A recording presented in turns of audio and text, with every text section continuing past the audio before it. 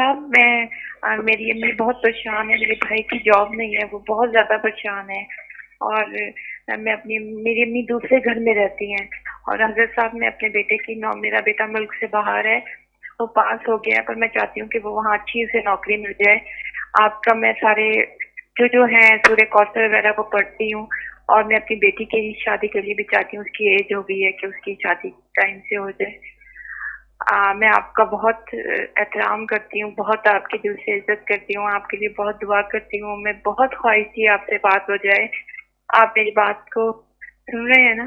جی اچھی طرح سن رہا ہوں، توجہ سے سن رہا ہوں۔ ایک تو میری امی بہت پریشان ہے اپنے بیٹے کے لیے، وہ تہجد بھی پڑھتی ہیں، اور میں ان کے لیے بھی بہت پریشان ہوں کہ میرے بھائی کی بہت اچھی نوکری تھی، اچانک ختم ہو گئی ہے، وہ پڑھا لکھا سب بھی ہے ٹھیک ہو بہت جائے گا، اچھا۔ سب ٹھیک ہو جائے گا۔ ایسا کریں آپ اور جی امی، ایک تو نیت کر لیں کہ آپ نے سارا دن پڑھنا ہے بسم اللہ توکلت علی اللہ لا حول ولا قوت الا باللہ۔ یہ میرے آقا جی کی مسنون دعا ہے مدینے والے کی۔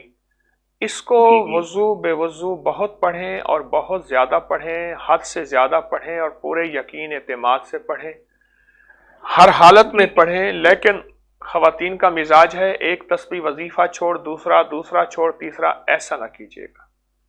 جی بالکل۔ اس کو کچھ اچھا عرصہ کریں، اور دوسرا صبح شام آیت کریمہ والے نفل پڑھیں، اور جی تیسرا جی ہر نماز کے بعد ایک وظیفہ پڑھیں، تسبیح یا باسطو یا باسطو، ایک تسبیح۔